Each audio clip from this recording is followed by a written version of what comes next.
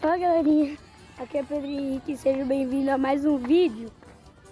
Agora a gente tá aqui em Caçapava, ó, estamos indo pro meio do mato. Não sei nem o que a gente vai fazer lá, né? Pegar madeira pra fogueira. É, a gente vai pegar a madeira, que a gente tá fazendo uma fogueira. A gente vai assar marshmallow. E meu pai pegou um doce escondido, só que eu fui pegando flagra. Ó, chegamos aqui, ó, no meio do nada.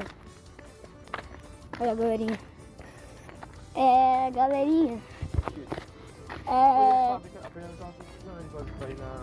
Galerinha.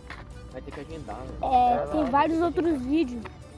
É só vocês pesquisar lá no YouTube, né? Pop Kids. Que um dia eu lançarei um filme e um jogo também. Galerinha, estamos perto da fábrica de chocolate da Nestlé. Ó, agora vai lá. Tô levando umas madeiras para fazer uma fogueira, né?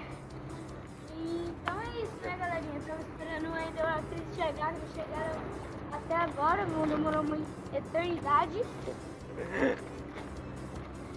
Aí,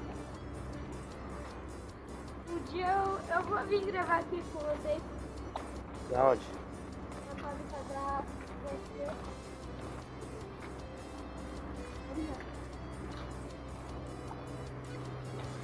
Chegamos e agora vamos continuar na fogueira.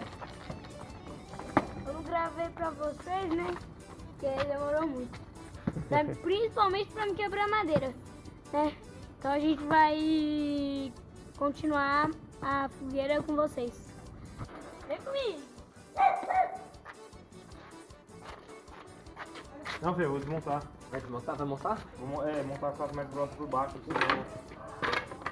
Aí, galerinha, tudo bem? Hoje nós vamos fazer uma fogueira. Já foi essa parte, Júlia? Cadê aquele outro? Galerinha, olha. Ó, aí, calma aí, tá? Que tá meio coisado. Vamos vender. Tá gravando, galerinha?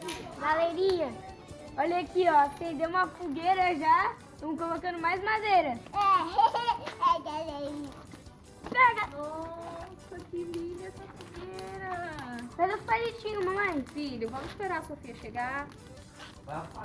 E aí, olha aí, Pedro. Ai, galerinha, Aí, das ó. vezes! Mamãe, vamos começar o marshmallow. Só um. Sério. Borrado. E aí, filho, cadê os marshmallows? Foi parar na barriga da Júlia. Onde tá mais esse fogo? Tá quentinho agora. Tô demais.